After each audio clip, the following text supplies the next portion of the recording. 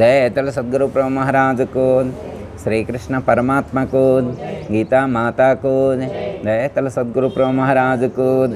అమ్మ నేను చెప్తాను శ్లోకం. ఈరోజు భగవద్గీత 2వ అధ్యాయం 56వ శ్లోకం. 56వ శ్లోకం అమ్మ. స్థితప్రజ్ఞ లక్షణాల్లో ఈరోజు 2వ శ్లోకాన్ని చెప్పుకుంటున్నాం అనమాట. స్థితప్రజ్ఞ లక్షణాల్లో దుఃఖేష్వనుద్విగ్నమనః సుఖేషు విగతస్పృహః వీతరాగభయక్రోధః స్థితధీర్మునిరుచ్యతే. దుఃఖముల యందు కలత నొందని మనస్సు గలవాడును, సుఖముల యందు ఆసక్తి లేనివాడును, అనురాగము భయము క్రోధము తొలగినవాడును అగు మననశీలుడు అంటే ఆత్మజ్ఞానం కలిగి ఉన్నటువంటి వాడు స్థితప్రజ్ఞుడని చెప్పబడును అని చెప్పి ఇక్కడ మనకు సూచించటం అనేటువంటిది జరిగింది.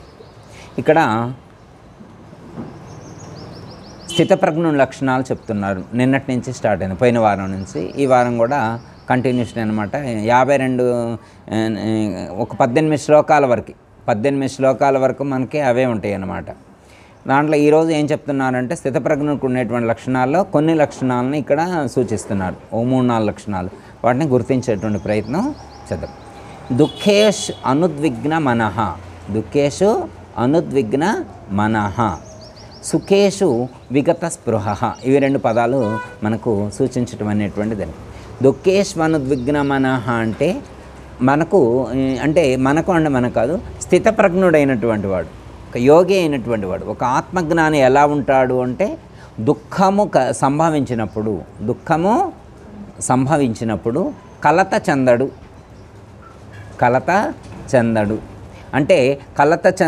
అంటే ఇక్కడ ఏమన్నా అంటే దుఃఖేష్ అనుద్విగ్న మనః అనే పదం వాడారు.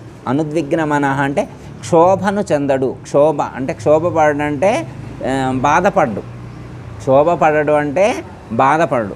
దుఃఖము కలిగినప్పుడు క్షోభించడు, కలత చెందడు, ఎలాంటి స్పందన ఉండదు, ప్రతిస్పందన అనేటువంటిది యోగికి ఉండదు అని సూచించటం అనేటువంటిది జరిగింది. ఎందుకు అంటే అతడు జ్ఞానాన్ని పొంది ఉన్నాడు కాబట్టి. అతడు ఎందుకు అలాంటి దుఃఖం కలిగినప్పుడు కూడా స్థిరంగా ఎలా ఉండగలుగుతాడు అంటే జ్ఞానం కలిగి ఉన్నాడు అని. ఎందుకంటే అతడు దేని యందు కూడా ఆసక్తి కలిగలేడు. నాకు పలానది కావాలి అనేటువంటి ఎక్స్పెక్టేషన్ లేదు. మనిషి దుఃఖానికి కారణం ఏంటంటే ఎక్స్పెక్టేషన్ అనమాట. నాకు ఫలానాది కావాలి అనేటువంటి ఒక ఎక్స్పెక్టేషన్ ఉన్నప్పుడు తన ఎక్స్పెక్టేషన్కి తగినటువంటిది, తాను భావించినటువంటి, తాను అనుకున్నటువంటిది ప్రాప్తించకపోతే దుఃఖం కలుగుద్ది. ముందే ఏ ఎక్స్పెక్టేషన్ లేకుండా ఉన్నాడనుకోండి, నో ప్రాబ్లం, అతనికి ఏ ప్రాబ్లం ఉండదు.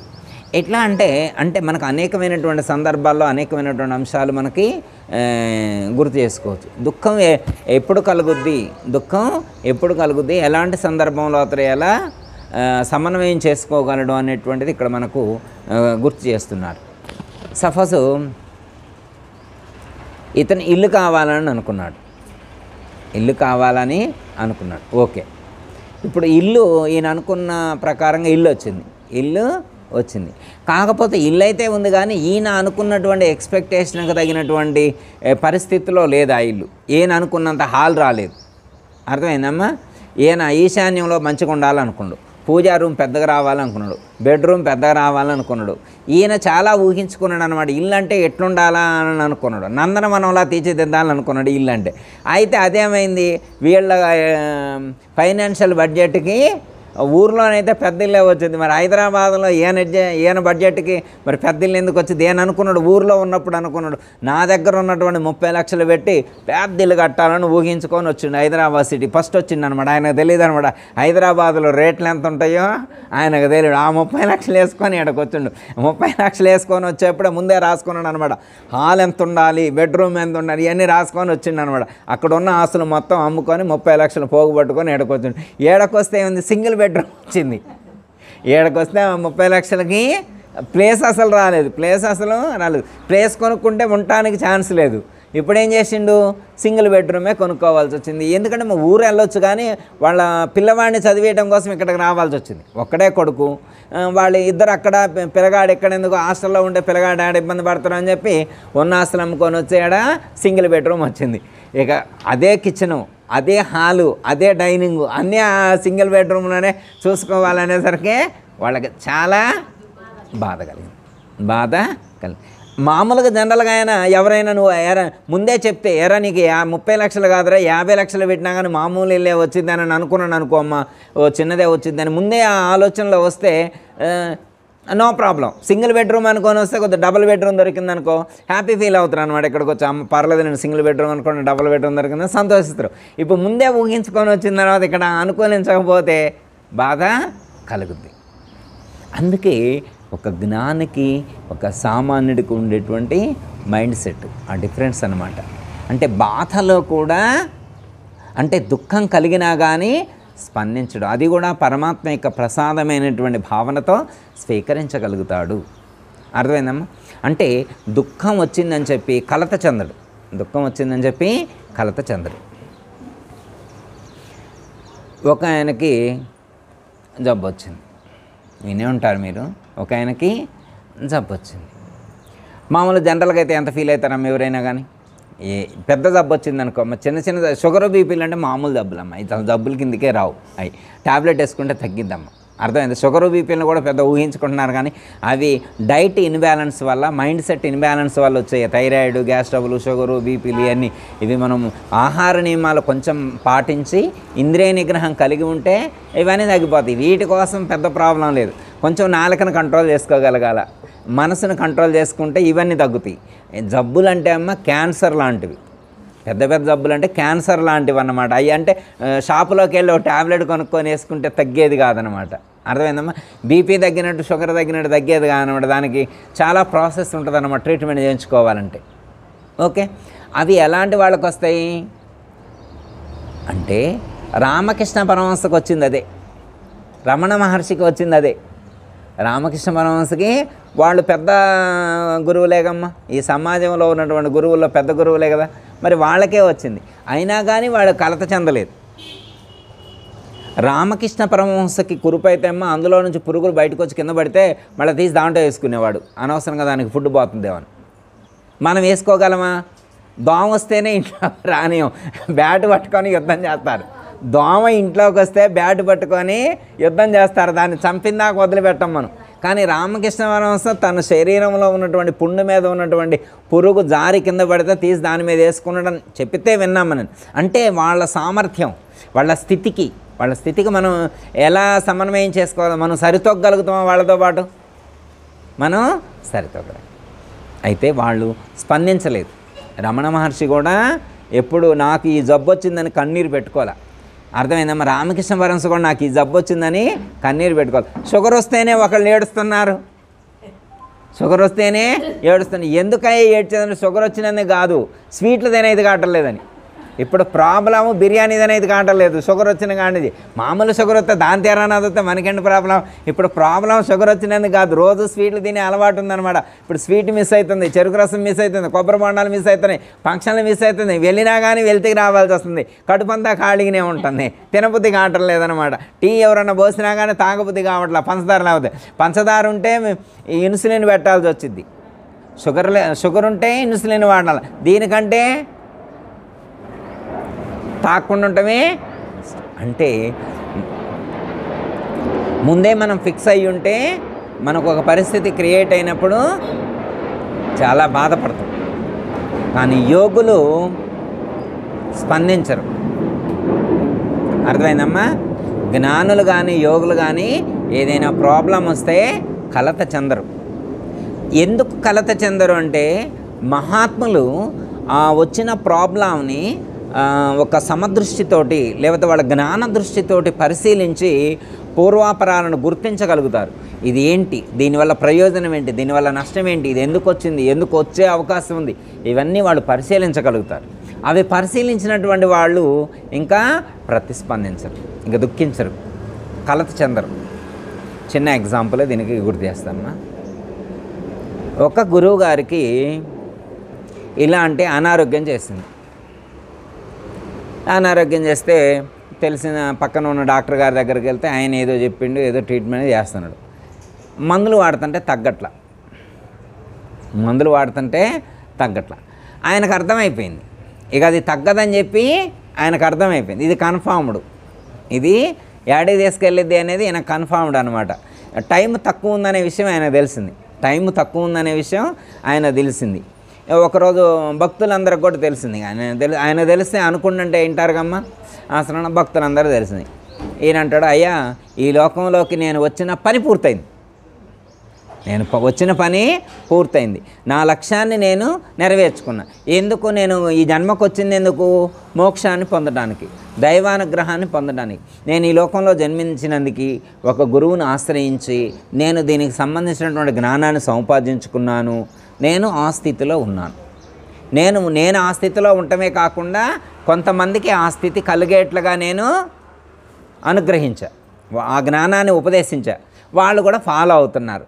కాబట్టి ఈ జన్మ నాకు సార్థకమైంది అని చెప్పి ఆయన అన్నాడు. మనం అనగలుగుతామా? అయ్యా నా జన్మ సార్థకమైంది, ఎప్పుడైనా పర్లా, ఉగాది అయినా పర్లా, శ్రీరామనవమి అయినా పర్లా, దీపావళి అయినా పర్లా, దసరా అయినా పర్లా, ఎప్పుడైనా ఐఆమ్ రెడీ టు మూవ్. యాడికి? ఆడికి అనగలమా? మనం అనలేము. అయ్యా ఇట్లాంటి దసరాలు 10 చూడాలి, అయ్యా నేను ఇట్లాంటి దీపావళి పండుగలు 10 చూడాలా, ఇట్లాంటి శ్రీరామనవములు 20 చూడాలి నేను అంటే ఫిక్స్ అయ్యను. అర్థమైనా? మనం ఏంటంటే అలా ఫిక్స్ అయ్యామనుకోమ్మా, అలా ఫిక్స్ అయితే ఏమవుతుందంటే వెళ్ళటానికి ఇష్టపడలేదని అర్థం. వెళ్ళటానికి ఇష్టపడకుండా ఫిక్స్ అయ్యి ఉంటే వెళ్ళాల్సిన పరిస్థితి వస్తే తట్టుకోలేం. మనవడ పెళ్ళి అయిందా ఉండాలని ఫిక్స్ అనమాట. మైండ్ సెటిల్ అయింది, మనవడ పెళ్ళి కావాలంటే ముందు కొడుకు పెళ్ళి కావాలిగా. అర్థమైందా? కొడుకు పెళ్ళి అయ్యాక కొడుకు ఇంకా పెళ్ళి కాలేదు కానీ కళ్ళకు అంటున్నాను అనమాట, మనవడికి కూడా పెళ్ళి కావాలి, అప్పుడు పోవాలా. కొడుకు పెళ్ళి ముందే ఈయనకు అనారోగ్యం చేసింది. ఇప్పుడు ఊరుకుంటాడా? ఇంకా పోవడానికి ఇష్టపడతారా? నేను పోనంటే పోను. కొడుకు పెళ్ళే కావాలి, ఇంకా మనవడి పెళ్ళి దాకా నేను ఉండాల్సిందే. గట్టిగా బేస్మెంచుకొని తాడు తీసుకొని మంచానికి కట్టుకున్నంట. నేను ఆడికి పోను, ఎవరు నన్ను దేశపోవద్దు. ఇప్పుడు దేశపోయేది ఈ శరీరాన్ని. ఆయన వస్తే అమ్మాయి ఎవరైనా దేశపోవడానికి వచ్చారనుకొద్ది ఏ శరీరాన్ని తీసుకెళ్తారు? ఇది మనం ఏమి మంచానికి దీన్ని తాళ్ళు పెట్టి కట్టుకోవక్కల, గొలుసులు పెట్టి కట్టుకోవక్కల. అర్థమైందమ్మా? వాళ్ళకి దీంతో పని లేదు. వాళ్ళు ఏం తీసుకెళ్తారు? మెమరీ కార్డు తీసుకెళ్తారు. ఈ ఫోన్ అక్కడ పనిచేయదు, దీన్ని ఎక్కడే పడేస్తారు. మెమరీ కార్డు తీసుకొని వెళ్తారు, సూక్ష్మ శరీరాన్ని తీసుకొని వెళ్తారు. ఓకే అంటే వీడు బాధపడుతున్నాడు అన్నమాట. శరీరాన్ని మంచానికి వేసి కట్టుకుంటే నేను పోను అనుకుంటాడు వీడు, నన్ను ఎవరు దేశపోరు అనుకుంటాడు. ఈ శరీరం అసలు పోయేదే కాదు, ఇది ఏడకాల్చేదేనా, ఏడ బుడ్చిపెట్టేదని. దీంతో వాళ్ళకేం పని? ఇదంతా వాల్యుబులే కాదు అది లేనప్పుడు. ఇది ఎప్పుడు వాల్యుబుల్ అంటే అది ఉంటేనే ఇది వాల్యుబుల్. సిమ్ కార్డు ఉంటేనే ఫోన్కి వాల్యూ. సిమ్ కార్డు లేని ఫోన్ వల్ల ఏం ఉపయోగం? మెమరీ కార్డు లేని ఫోన్ వల్ల ఏం ఉపయోగం? ఛార్జింగ్ లేని ఫోన్ వల్ల ఏం ఉపయోగం? బ్యాటరీ లెస్ ఫోన్ వల్ల ఏం ఉపయోగం ఉండదు. అందుకని మనం జన్మకు వచ్చినప్పుడు రివ్యూ చేసుకోవాలి. మనకు వచ్చేటువంటి దుఃఖాలు కానీ కష్టాలు కానీ అవి వచ్చినప్పుడు అవి ఎందుకు వచ్చినాయి అనేటువంటి దాన్ని పరిశీలించుకో. ఇప్పుడు ఆ గురువుగారికి ఏమైంది? అనారోగ్యం చేసింది. వెళ్ళటం కన్ఫామ్ అని ఫిక్స్ అయింది. శిష్యులందరూ వచ్చామన్నారంటే గురువుగారు మీరు ఎంత జ్ఞానమని చెప్పండి, మీరైతే మాకు కావాలా. అట్ట కూర్చోండి, కుర్చీలో మీరు అట్ట కూర్చుంటే చాలు, మిమ్మల్ని చూసుకుంటూ బతుకుతాం మేము, మీరేం చెప్పక్కలా అంటే వీళ్ళకున్నటువంటి అనుబంధం అలాంటిది. గురువుతో ఉన్నటువంటి అనుబంధం అలాంటిది. అంత గొప్ప అనుబంధాన్ని ఏర్పరచుకున్నారు కాబట్టి గురువు లేకుండా ఒక్క క్షణం కూడా వాళ్ళు జీవించలేనటువంటి పరిస్థితిలో వాళ్ళు ఉన్నారు. కానీ గురువు గాని మరి శరీరం అనారోగ్యంతో ఏర్పడింది, ఇక అది మిగిలేటువంటిది కాదు. గురువుగారు ఇక ఇక్కడైతే పని అయ్యేది కాదు, కానీ అమెరికా పోదామా అండి, అయితే బొంబాయిలో మంచి డాక్టర్ ఉందంటే అడిగిపోదాం, చెన్నైలో మంచి హాస్పిటల్స్ ఉందంటే అడిగిపోదాం, బెంగళూరు పోదాం, లేకపోతే ఇక్కడ అయ్యేది కాదు, ఈ ఏరియాలో అయ్యేది కాదు. పెద్ద సిటీలకు వెళ్దాం, పెద్ద డాక్టర్ని పిలిపించి తగ్గిస్తాం. అయ్యా మరి ఎక్కడికి వెళ్ళినా కానీ ఇది పంచాయదంట, ఇంకా దీనికి హోప్లెస్ అంటున్నారు, ఉపయోగం ఉండదు నాయన అని చెప్పి, కాదు గురువుగారు మీకు తెలీదు, రండి పదం. అయితే ఈయనేమన్నాడంటే గురువుగారు, నాయన మీరు ఎక్కడికైనా వెళ్ళండి, అమెరికా వెళ్ళండి, రష్యా వెళ్ళండి, జపాన్ వెళ్ళండి, ఆస్ట్రేలియా వెళ్ళండి, కెనడా వెళ్ళండి, ఎక్కడికైనా వెళ్ళండి, బొంబాయి, కలకత్తా, ఎక్కడికైనా మీరు వెళ్ళండి. మీరు ఎవరైతే స్పెషల్ డాక్టర్ అని చెప్తున్నారో, స్పెషలిస్ట్ అని చెప్తున్నారో ఆయన దగ్గర ఒక లెటర్ తీసుకురండి, నేను వస్తాను. మళ్ళీ నేను అనవసరంగా ఇటు తిరిగి ఓళ్ళగొల్ల చేసుకోవడం, డబ్బులు కొల్లగాడడం ఇవన్నీ ఎందుకు? మీరు మెయిల్ పెట్టండి ఆ డాక్టర్కి, లేదా ఫోన్ కాంటాక్ట్ చేసి మాట్లాడండి, ఒక లెటర్ తీసుకురండి నాతోటి, ఏమని నాకున్న ప్రాబ్లం చెప్పండి, ఈ మన రిపోర్ట్స్ అన్నీ ఆయనకి సబ్మిట్ చేయండి. ఆయన చెక్ చేసిన తర్వాత నేను బ్రతికిస్తాను అని ఏ డాక్టర్ అయినా చెప్తే నేను వస్తాను. నేను బ్రతికిస్తాను అని చెప్పి ఏ డాక్టర్ అయినా నాకు హామీ ఇస్తే, పర్వాలేదు నేను మీ గురువుగారిని బతికిస్తాను, ఎవరైనా డాక్టర్ నాకు మీకు నోటిఫై చేస్తే నాకు చెప్పండి, నేను అక్కడకు హాస్పిటల్కి వెళ్దామని. వీళ్ళు ఈ గురువుగారి రిపోర్ట్లను తీసుకొని పోయి డాక్టర్లకు అందరికీ వాట్సాప్లో పెట్టారు. అన్ని దేశాల్లో ఉండేటువంటి లోకల్లో వాళ్ళకి తెలిసిన పొలిటికల్ అంతా ఉంటుంది కదా, తన పవర్ మొత్తం వాడారు భక్తులు, సమాజం వాళ్ళు ఉన్న వాళ్ళందరూ. అయితే ఏ డాక్టర్ కూడా మీ గురువుగారిని నేను బ్రతికిస్తాను అని హామీ ఇవ్వలేదు, గ్యారంటీ ఇవ్వలేదు. గ్యారంటీ ఎందుకండి గ్యారంటీ ఇవ్వలేదు? డాక్టర్ గారు అప్పుడు శిష్యులు వచ్చి గురువుగారి దగ్గర, గురువుగారు ఎవరు గ్యారంటీ ఇవ్వలేదు, ఎవరు? అప్పుడు గురు, నాయన నాకు తెలుసు, నాకు తెలుసు. ఎందుకు అంటే నాకేం బాధ లేదు, శరీరాన్ని విడిచిపెట్టడం నాకేమీ బాధ లేదు. నా దృష్టిలో ఇది చాలా చిన్న విషయం, శరీరాన్ని విడిచిపెట్టడం అనేటువంటిది నా దృష్టిలో చిన్న విషయం అనమాట. ఎందుకంటే ఇది వచ్చిన లక్ష్యాన్ని పూర్తి చేసుకున్న ఈ శరీర మాధ్యం కళ్ళు ధర్మ సాధనం అన్నారు కదా, ధర్మాన్ని సాధించటం కోసం వచ్చినటువంటి శరీరం ఇది. నేను ధర్మాన్ని సాధించా దీని ద్వారా. ఇప్పుడు నేను చింతించాల్సినటువంటి అవసరం లేదు, బాధపడాల్సినటువంటి అవసరం లేదు. ఒకవేళ నేను వెళ్ళిన తర్వాత కూడా మీరు బాధపడదు, ఎవరు కూడా కళ్ళెమ్మ నీళ్ళు పెట్టరు. మీకు ఇక్కడ సుభాష్ నగర్ ఆశ్రమం తెలుసు కమ్మా, సీతమ్మ గారు, శ్రీ సదానంద పసుపురేడు సీతమ్మ గారు గురువుగారు తెలుసు కదమ్మా, వారికి ముందే తెలుసు అనమాట, కన్ఫామే అనమాట, ముందే తెలుసు, కన్ఫామే. అయినా కానీ భక్తులందరూ శిష్యులందరికీ పిలిచారు. నేను వెళ్ళిన తర్వాత, ఈ శరీరాన్ని విడిచిపెట్టిన తర్వాత ఒక్కళ్ళు కూడా నా కోసం కంట్లో నుంచి నీళ్ళు, ఒక్క నీటి చుక్క వచ్చినా కానీ నేను క్షమించను అన్నారు. మీరు ఎవరు బాధపడాల్సిన అవసరం లేదు, నేనే బాధపడలేదు దీనికి వచ్చి, ఇక నువ్వు బాధపడటం ఏంటి? ఎందుకు? ఈ శరీరం ద్వారా పొందాల్సినటువంటి ఆ లక్ష్యాన్ని నేను చేరుకున్నా, దట్స్ ఆల్. ఆ ప్రయోజనాన్ని నేను పొందా, ఇంకా సంతోషపడాల్సిన విషయం. నేను ఒక ప్రాజెక్ట్ తీసుకున్న తర్వాత ఆ ప్రాజెక్ట్ను సక్సెస్ఫుల్గా నేను సక్సెస్ చేసినప్పుడు సెలబ్రేట్ చేసుకోవాలి తప్ప కూర్చొని ఏడవకూడదు. ఎంతమంది ఉంటారు అలా చెప్పేవాళ్ళు కానీ చేసేవాళ్ళు కానీ? అమ్మగారు ఇంకో మాట కూడా, మీరు అక్కడ శ్మశానం కాడికి వచ్చిన తర్వాత ఎవరైనా కానీ నా చెప్పులు తెచ్చుకొని, నా ఏమైనా వచ్చి ఐడెంటిఫై మార్క్స్ నా ఏమైనా తీసుకొని వచ్చి, బూడె తీసుకొచ్చి, ఎముకలు తీసుకొచ్చి, ఇవన్నీ కూడా మీరు పెట్టాల్సిన అవసరం లేదు. టేక్ ఇట్ ఈజ్, నన్ను వదిలిపెట్టండి. నేను చెప్పిన జ్ఞానం ఏదైతే ఉన్నదో అదొక్కటి పట్టుకోండి, నా రూపాన్ని కాదు పట్టుకోవాల్సింది, నా పేరు పట్టుకోవడం రూపాన్ని కాదు మీరు పట్టుకోవాల్సింది. మీరేం చేయాలి? నేను చెప్పిన జ్ఞానాన్ని పట్టుకోండి, అది మిమ్మల్ని తరింపజేస్తాయి. ఫోటో ఏం చేస్తాం? ఫోటో తరింపజేస్తా, జ్ఞానం తరింపజేస్తా. జ్ఞానం. ఇప్పుడు శ్రీకృష్ణ పరమాత్మ ఈ విగ్రహమా, ఇదే జ్ఞానమా? అంటే విగ్రహం ఎందుకు పెట్టుకున్నామంటే ఆ విగ్రహాన్ని చూసినప్పుడల్లా వారు చెప్పినటువంటి జ్ఞానం గుర్తు రావాలనే ఉద్దేశంతో. ఆ విగ్రహం చూడగానే మనకేం గుర్తుకొస్తాయి? వారు చెప్పిన జ్ఞానం గుర్తుకొస్తాయి. అందుకని విగ్రహం. అర్థమైందమ్మా? అర్థమైంది.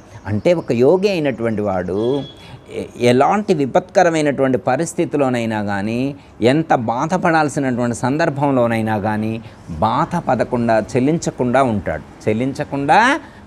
మనం అలా ఉండలేం. అంటే ఎప్పుడు ఉండగలుగుతాం? మనకి అంత జ్ఞానం కలిగినప్పుడు ఉండగలుగుతాం. మనకి కూడా అంత జ్ఞానం కలిగితే ఉంటాం. చిన్న ఎగ్జాంపుల్ ఇంకోటి గుర్తు చేస్తాం మీకు. సోక్రటీసు అనే పేరేనానమ్మా? సోక్రటీస్ మంచి ఫిలాసఫర్, మంచి తత్వవేత్త. ఆయన ఆకారం బాగోదు. మళ్ళీ ఆయన ఆకారం చూస్తే మాత్రం ఒక్కళ్ళు కూడా నమస్కారం చేయాలని అనుకోరు అనమాట. అంతా వికారంగా ఉంటుంది ఆకారం, శారీరం యొక్క ఆకారం అనమాట. జుట్టు ఉండదు, హెయిర్ స్టైల్ లేదు. ఆయన దువ్విన వాడిండో లేదో మహాత్ముడు తెలియదు ఆయన. అర్థమైందా? పళ్ళు ఎత్తుగా ఉంటాయి, పళ్ళు చాలా ఎత్తుగా ఉంటాయి. బాడీ కూడా అంత ఎఫెక్టబుల్గా ఉండదు అనమాట. గడ్డం ఒక్కోసారి ఉంటుంది, ఒక్కోసారి ఉండదు ఆయన అన్నమాట. కానీ ఆయనకి ఎంతమంది ఫాలోవర్స్ ఉన్నారంటే, ఒక పార్లమెంట్లో 70% మంది ఈయనకు సపోర్ట్ చేసే ఎంపీలే ఉన్నారు. అంత గొప్ప ఫిలాసఫరు. ఈయన ఫాలోవర్స్ ఎంపీలు కూడా, ఆ దేశంలో ఉన్నటువంటి ఎంపీలు కూడా 70% ఈయనకి సపోర్ట్ చేసే వాళ్ళే ఉన్నారు. అయితే అక్కడ ఉన్నటువంటి మతవాదులు ఉంటారు కమ్మ, వాళ్ళు ఇతని మీద కేసు పుటప్ చేస్తారనమాట. అంటే దేశద్రోహం కింద కేసు పుటప్ చేస్తారు. ఈయన ప్రవర్తనకైతే, ఈయన చేసే బోధనలకైతే ఈయన మరణదండాన్ని విధించారు. ఏం చేశారు? మరణశిక్ష విధించారు. మరణశిక్ష విధించితే ఈ ఎంపీలు ఉన్నారు కదా, వాళ్ళందరూ వచ్చారు లోపలికి, జైలు కాడికి వచ్చి, గురువుగారు మీరు రండి, మేము మిమ్మల్ని బయటికి తీసుకెళ్తాం. అసలు మీకు శిక్ష విధించే ఎవడుంటాడు, ఇది శిక్ష విధించేవాడు ఎవడుంటాడో చూస్తాం రండి అని చెప్పి. ఇప్పుడు 70% ఎంపీలు వచ్చి సపోర్ట్ చేస్తే ఇంక ఎవరు మాత్రం దేశంలో ఎవరేమనగలుగుతారు? ఎవరు ఏమనలేరు. అయినా కానీ మరి ఇప్పటి కాలంలో ఉన్న గురువులు అట్లుంటారమ్మా? ఇప్పటి కాలంలో గురువులు అట్లా రా అంటే ఆగుతారా? అసలు ఏ ఎంపీ రికమెండేషన్ చేద్దామని ముందు నుంచే వేలు ట్రై ఉంటుంది, కానీ అక్కడ వచ్చినా కానీ ఆయన స్పందించలేదు. ఆయన ఒక్కటే చెప్తారన్నమాట, ఏమంటే ఈ దేశం యొక్క రాజ్యాంగం నాకు ఎలాంటి శిక్ష అయితే విధించిందో దాన్ని నేను ఖచ్చితంగా పాటిస్తాను.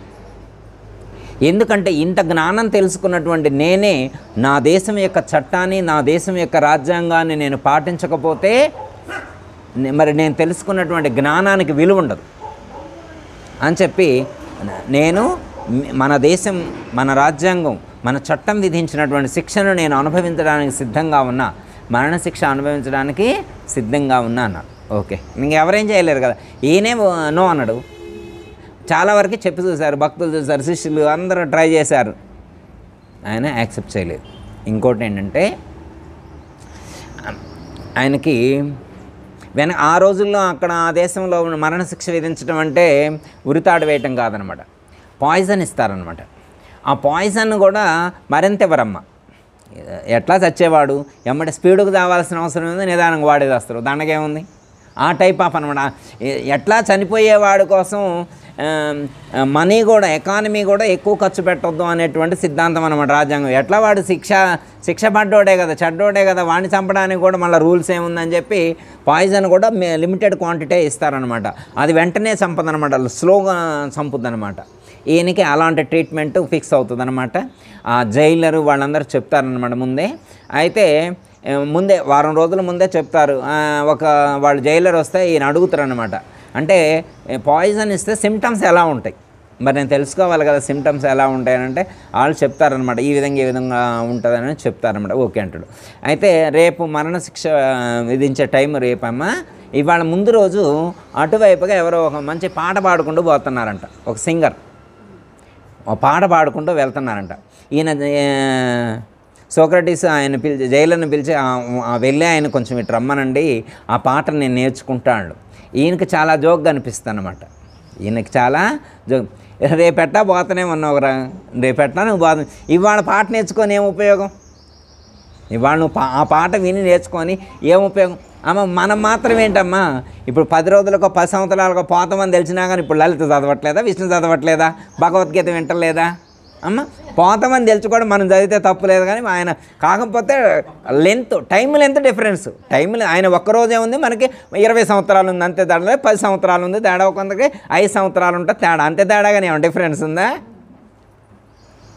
డిఫరెన్స్ ఏం లేదుగా.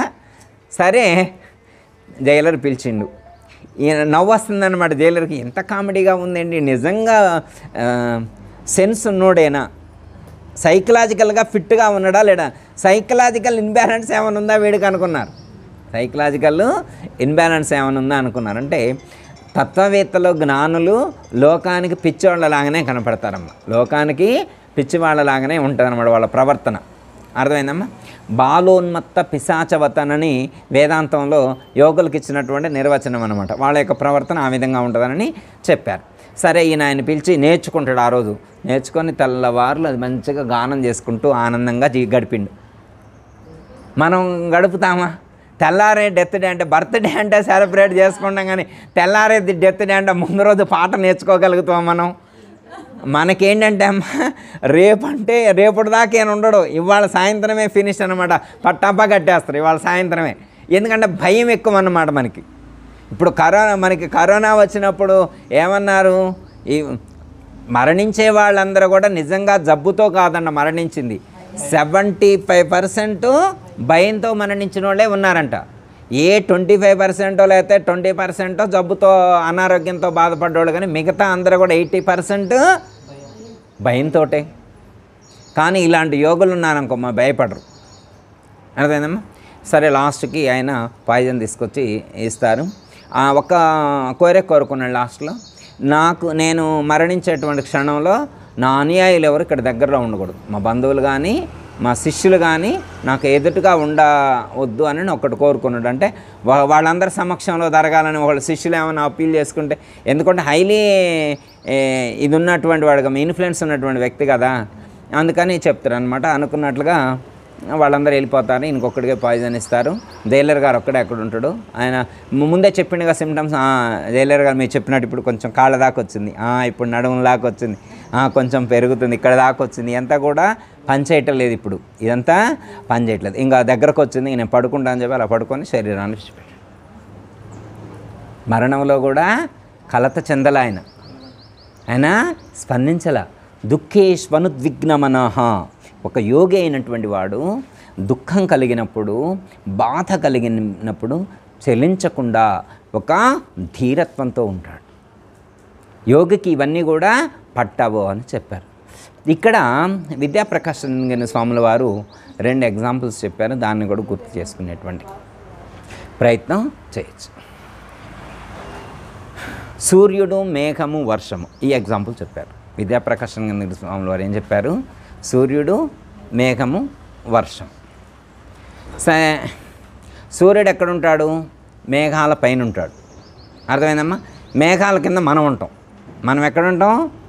మేఘాల కింద ఉంటాం. మేఘాల పైన సూర్యుడు ఉంటాడు. మేఘాల కింద మనం ఉంటాం. ఇప్పుడు వర్షం వచ్చిందనుకోమ్మా, పెద్ద గాలి దుమ్ము వచ్చి, తుఫాన్ వచ్చి, ఉరుములు వచ్చి, మెరుపులు వచ్చి, పిడుగులు పడ్డాయి అనుకోమ్మా, ఎవరికి ఇబ్బంది? ఈ లోకంలో ఉన్నటువంటి మనందరికి కూడా ఇబ్బంది. ఎందుకంటే తుఫాన్ వచ్చినా కానీ, సునామీ వచ్చినా, భూకంపం వచ్చినా, ఏ ఉపద్రవం వచ్చినా కానీ మనకి ఇబ్బంది. మేఘాలకి కింద ఉన్నోళ్ళకి, మేఘాలకు పైన ఉన్నటువంటి సూర్యుడికి ఏమైనా ఇబ్బంది ఉంటుందా? అర్థమైందమ్మా?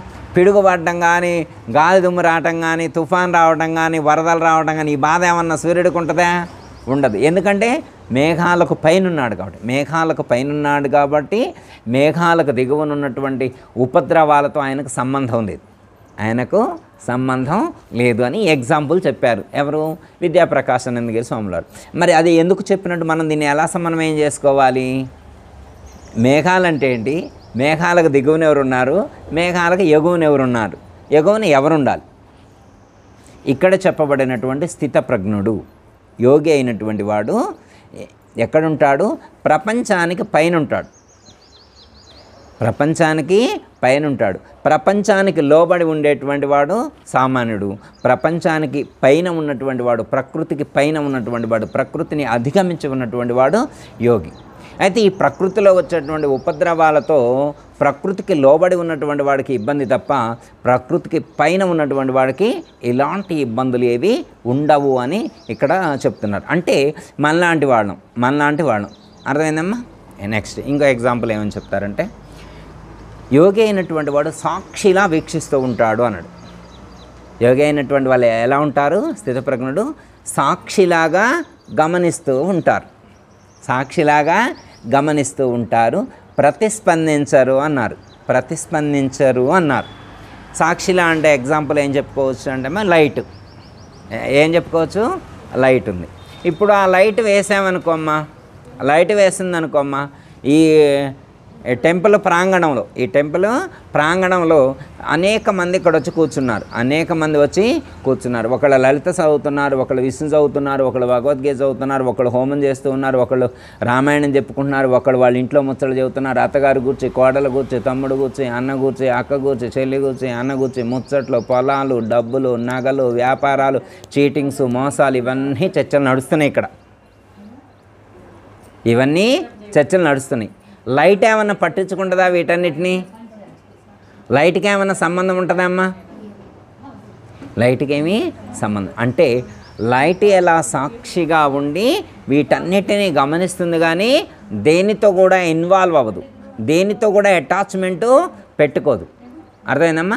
సాక్షిగా వీక్షించడం అంటే దేనితో కూడా అటాచ్మెంట్ పెట్టుకోకుండా ఉండగలగాలన్నమాట. సాక్షిగా వీక్షించగలగాలన్నమాట. అలా వీక్షించే సామర్థ్యం మనకి రావాలి. అలా వీక్షించే సామర్థ్యం మనకి రావాలి. కానీ మనం అలా వీక్షిస్తూ ఉండలేమన్నమాట. చూస్తూ ఊరుకోమన్నమాట. కళ్ళతో చూసినా, చెవులతో విన్నా కానీ తట్టుకోలేమన్నమాట. మనం తట్టుకోలేం. అర్థమైందమ్మా? సపోజ్ ఎవరో చెప్పారు నీ గూర్చి అంటే అత్తగారు గూర్చి పిన్ని గారితో చెప్పింది మీ కోడలు, నేను విన్నా అని చెబితే ఈ వెళ్ళి అత్తగారు చెవిలో వేసింది. అత్తగారి చెవిలో పిన్నిగారు సామాన్యమా? పిన్నిగారు సామాన్యం ఏం కాదనమాట. డబ్బులకి ఏం ఆడొద్దు అనమాట. అక్కడ అత్తగారికి చెబుతుంటుంది, ఇక్కడ కోడలకి చెబుతుంది. అక్కడ క్యారింగ్ అనమాట, ట్రాన్స్పోర్టేషన్ అనమాట, మీడియేటర్ అన్నమాట. ఆమెకు అది పండగ అన్నమాట. పండగ ఏం వెళ్ళి కోడలుగా చెప్పొద్దు అనమాట. కోడలు తిడుతుంటుంది అనుకో, అబ్బా ఆనందం అన్నమాట. తర్వాత అత్తగారు చెప్పింది, అత్తగారు తిడుతుంటే ఆనందంగా అనమాట. అంటే వాళ్ళ గురించి ఇక్కడ చెబితే మళ్ళీ ఇక్కడ చెప్పింది అక్కడ చెప్పొద్దనే జ్ఞానం లేదు. అర్థమైందా? సపోజ్ ఉదాహరణకి ఒక ఎక్స్ క్యాండిడేట్ వచ్చి ఒక బి క్యాండిడేట్ దగ్గర పలానా వాళ్ళు నిన్ను అనుకుంటున్నారు అని చెప్తే ఇక్కడ చెప్పింది మళ్ళీ అక్కడ చెప్తారు కదా. ఎందుకంటే వాళ్ళు నారదుడు చెల్లెళ్ళే కదా, వాళ్ళు నారదుడు అక్క చెల్లెలే కదా. నారదుడు అంటే ఒక అర్థం ఉంటుందమ్మా. నారదుడు అంటే లోక కళ్యాణం కోసం. నారదుడు ఏదైనా ఒక ప్రయోగం చేసిందంటే లోక కళ్యాణం జరిగిద్దని అర్థం, అంతేకమ్మా. మరి వీళ్ళు ప్రయోగం చేస్తే కుటుంబాలు ఆరిపోతాయి. ఎన్ని జీవితాలను ఇబ్బంది పెట్టేటువంటి పరిస్థితుల్లో వీళ్ళ యొక్క ప్రవర్తన ఉంటుందన్నమాట. అర్థమైందమ్మా? అంటే ఇక్కడ ఎలా ఉండాలి అంటే సాక్షిగా ఉండగలగాలన్నమాట. విన్నా కానీ అక్కడే విడిచిపెట్టగలగాలన్నమాట. మా గురువుగారు ఎప్పుడూ ఒకటే చెప్పేటువంటి వాడు, మనం ఎవరితోటైనా మాట్లాడితే ఎలా ఉండాలంటే వాళ్ళకి ఆనందం కలిగించేట్లుగా ఉండాలన్నారు. ఒక్కటే ఫండమెంటల్ చెప్పారు. సపోజ్ నేను ఇక్కడ కూర్చొని ఒక ఎక్స్ గురించి నేను ఇక్కడ మాట్లాడాలి అంటే ఆ ఎక్స్ లేనప్పుడు నేను మాట్లాడకూడదు. ఆ ఎక్స్ లేనప్పుడు నేను ఇక్కడ ఒక మా ఫ్రెండ్ గురించి కానీ, మన చుట్టం గురించి కానీ, మా భక్తుల గురించి ఎవరి గురించి నేను కామెంట్ చేయాలంటే వాళ్ళు లేనప్పుడు నేను కామెంట్ చేయకూడదని చెప్పారు. ఒకవేళ కామెంట్ చేయాల్సిన పరిస్థితి వస్తే వాళ్ళు ఉన్నప్పుడు ఏం మాట్లాడగలమో లేనప్పుడు కూడా అదే మాట్లాడాలి. అర్థమైందమ్మా? ఇప్పుడు అనితారెడ్డి గారు ఉన్నారు, వారి ఇంటికాడు ఉన్నారు అనుకోమ్మ, వారు లేరు కదా అని నేను మాట్లాడకూడదు. వారు ఉన్నప్పుడు ఏం మాట్లాడుతున్నానో వారు లేనప్పుడు కూడా అదే మాట్లాడాలి. అది సంస్కారం, అది భగవద్గీత చదివితే మనకు రావాల్సింది. పిన్నాం పోయిందని చూడవే, గేట్ దాటిందని చూడు, అది గేట్ దాటింది ఇక రాదులే, ఇక చూసుకో. అంటే పిన్నామా లేకపోతే మాట్లాడుకునే మాటలే అన్నమాట. పిన్నా ఉన్నప్పుడు సైలెంటు. అంటే భగవద్గీత చదివితే మనకి ఎలాంటి జ్ఞానం కలుగుతుంది అంటే సాక్షిలా ఉండగలగడం మనకి రావట్లేదు. ఒక యోగి అయినటువంటి వాడు, ఒక స్థితప్రజ్ఞుడు సాక్షిలాగా జీవించగలుగుతాడు అంటే జ్ఞానం కలిగి ఉన్నప్పుడు చాలా పవిత్రంగా జీవించగలగాలి. పవిత్రంగా జీవించేవాడికి జ్ఞానం వంట పట్టుతుంది. మనకి భగవద్గీతలో ఎగ్జాంపుల్స్ కూడా చెప్తారన్నమాట. విద్యాప్రకాశానంద స్వాముల వారు, మురికి వస్త్రానికి రంగు పట్టదట. వెనకటి రోజుల్లో తెల్లటి వస్త్రాలకి బ్లూ రంగు వేసేవాళ్ళు, మీకు తెలిసే ఉంటుంది. బ్లూ రంగు వేసేవాళ్ళు. ఇప్పుడు ఉజాలని ఏదో వస్తుందన్నమాట. వెనకటి రోజుల్లో బ్లూ రంగు వేసేవాళ్ళు అనమాట. మురికిగా ఉన్న వస్త్రానికి బ్లూ రంగు వేస్తే ఎలా తెల్లపోయిద్ది అనమాట, షైనింగ్ రాదు, అంత ఫినిషింగ్ కానీ షైనింగ్ కానీ రాదు. అంటే మురికితో ఉన్నదానికి ఎలా పట్టదో ఇక్కడ కూడా మురికి ఉంటే జ్ఞానం వంట పట్టదు. జ్ఞానం అందుకే ఇక్కడ చెప్తున్నాడు, యోగి అయినటువంటి వాడు ఎలాంటి దుఃఖము సంభవించినా కానీ తన యొక్క స్థిరత్వాన్ని కోల్పోడు, తన యొక్క ప్రజ్ఞను మరల్చడు. ఇది జ్ఞాని నేర్చుకోవలసినటువంటి అంశం. జ్ఞానిని ప్రకృతిలో ఉన్నటువంటి శక్తులు చెల్లింప చేయలేవు అని చెప్పారు. ఇక్కడ విద్యాప్రకాశ్ స్వాముల వారు ఇంకో ఎగ్జాంపుల్ ఇంకోటి చెప్పారనమాట. ఎలా చెప్పారు అంటే 3 ఎగ్జాంపుల్స్ చెప్తారనమాట. ఒకటి, ఒక పిల్లవాడు బాణం తయారు చేసుకున్నట్ట, ధనుసు బాణం తయారు చేసుకున్నాడు. ఒక 100 పుల్లలు తయారు చేసుకున్నాడు. ఒక 100 పుల్లలు తయారు చేసుకున్నాడు. ఇక ఒక చోట నిల్చున్నాడు. ఎదురుగా ఒక కొండ కనపడుతుంది. ఎదురుగా ఒక పెద్ద కొండ కనపడుతుంది. వీడేంటంటే నా బాణాలతో ఆ కొండను పడగొడతా అన్నాడు. నా బాణాలతో ఈ కొండను పడగొడతా అని చెప్పి బాణాలు వేయటం మొదలుపెట్టాడు. 100 అయిపోయినాయి. 100 అయిపోయినాయి, పడిపోలేదు. మళ్ళీ తెల్లారి ఇంకో 100 తెచ్చుకుండు. మళ్ళీ తెల్లారి 100 తెచ్చుకుండు. ఎన్ని బాణాలు వేస్తే ఆ కొండ పడిపోయిద్దమ్మా? ఆ కొండను వీడు పడగొట్టలేడు. ఇది ఒక ఎగ్జాంపుల్ చెప్పారు. రెండో ఎగ్జాంపుల్, ఒక పెద్ద పర్వతం ఉంది సముద్రం ఒడ్డున. సముద్రం ఒడ్డున ఒక పెద్ద పర్వతం ఉంది. సముద్రంలో ఉన్నటువంటి అలలు వస్తాయి కమ్మా, ఆ సముద్రంలో వచ్చే అలలు ఇక్కడ పర్వతం ఉండి ఏడదాకే వచ్చిపోతున్నాయి. ఎవరో అన్నారంట, సముద్రం యొక్క ప్రయత్నం తెలుసా అన్నారంట. ఏం తెలియదండి. ఆ సముద్రంలో ఉన్నటువంటి అలల యొక్క ప్రయత్నం ఈ పర్వతాన్ని పడగొట్టాలని అన్నాడంట. సముద్రంలో ఉన్నటువంటి అలల యొక్క ప్రయత్నం ఈ యొక్క ఒడ్డున ఉన్నటువంటి తీరంలో ఉన్నటువంటి ఆ పర్వతాన్ని పడగొట్టడం కోసం ప్రయత్నం చేస్తానే అని అన్నాను. ఎన్ని సంవత్సరాలుగా అలలు ఈ పర్వతాన్ని పడగొడతాయమ్మా? ఎప్పటికీ అవి పడగొట్టలే, వాటికి సాధ్యం కాదు. ఈ 2 ఎగ్జాంపుల్ చెప్పారు. పిల్లవాడు బాణాలు వేస్తే కొండ పడిపోదు, సముద్రంలో ఉన్నటువంటి అలలు పర్వతాన్ని పడగొట్టలేవు. 3వ ఎగ్జాంపుల్ ఏమని చెప్పాడంటే, తామర తూడు తెలుసుగమ్మా, తామర చెట్టు ఉంటుంది కమ్మా, ఆ తామర మొక్కకి ఆ తూడు ఉంటుంది, తామర తూడు అంటారు, పలచగా ఉంటుంది. దాని లోపల సన్న దారం ఉంటుంది. తామర తూడులో దారాలు ఉంటాయి తెలుసుకమ్మా. ఒక ఆయన ఆ తామర తూడులో ఒక 1000 తీసుకొచ్చి అందులో ఉన్న దారాలన్నీ వరుసగా పెట్టిండంట. ఏందిరా పెడతామంటే, రోజు ఇక్కడికి వచ్చి ఏనుగు మమ్మల్ని ఇబ్బంది పెడుతుంది, ఆ ఏనుగుని వీటితో కట్టేస్తా అన్నాడంట. తామర తోడులో ఉండేటువంటి దారాలతో ఏనుగుని కట్టేస్తా అన్నాడంట. అంటే ఇక దీంట్లో ఇంకా ఆయన మామూలుగా ఏనుగని చెప్పాల. విద్యాప్రకాశానందగిరి స్వాముల వారి ఎగ్జాంపుల్ మదపుటేనుగుని, ఎలాంటి ఏనుగుని? మదపుటేనుగుని కట్టేస్తా అన్నాడట. అంటే 3 ఎగ్జాంపుల్స్ చెప్పారు. ఒకటి, చిన్నపిల్లవాడు బాణాలు వేసి కొండను పడగొట్టడం, అలలతోటి పర్వతాన్ని పడగొట్టడం, తామర తోడులో ఉన్నటువంటి దారాలతో మదపుటేనుగుని బంధించటం ఎంత కష్టమో, ఎలా సాధ్యం కాదో, అలాగే ఒక స్థిరమైనటువంటి ప్రజ్ఞ కలిగి ఉన్నటువంటి స్థిత ప్రజ్ఞుణ్ణి, ఒక యోగిని, ఒక జ్ఞాన్ని పడగొట్టడం ఈ ప్రకృతికి సాధ్యం కాదు. పడగొట్టడం ప్రకృతికి సాధ్యం కాదు. అది చాలా ట్రై చేస్తుంటుంది. లెర్నింగ్లో ఉన్నప్పుడు పడిపోతుంటాడు. అర్థమైందమ్మా? చిన్నపిల్లవాడు ఉన్నాడు అనుకోమ్మా, అప్పుడే ఇంకా నడవటం కూడా రాలేదు, నిల్చోబెడితే పడిపోతుంటాడు. నిల్చోబెడితే మళ్ళీ పడతారు.